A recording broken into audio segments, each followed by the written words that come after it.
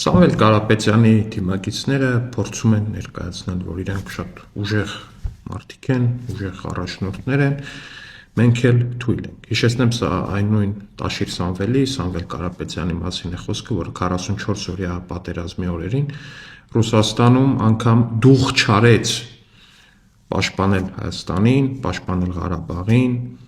հայտարարությունով ընդամենը, այլ դրա փոխարեն ընդամենը կողմերին կոչ անող ինչ-որ տեքստ տղեց, որտեղ հավասարության նշան էր դրված Հայաստանի, Ղարաբաղի ու Ադրբեջանի միջև, ինչևէ,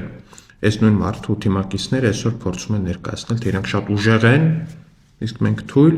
ու դա ապացուցելու համար վերջերս նաև նրա եղբորորդին, հարգարժան Նարեկ Կարապետյանը,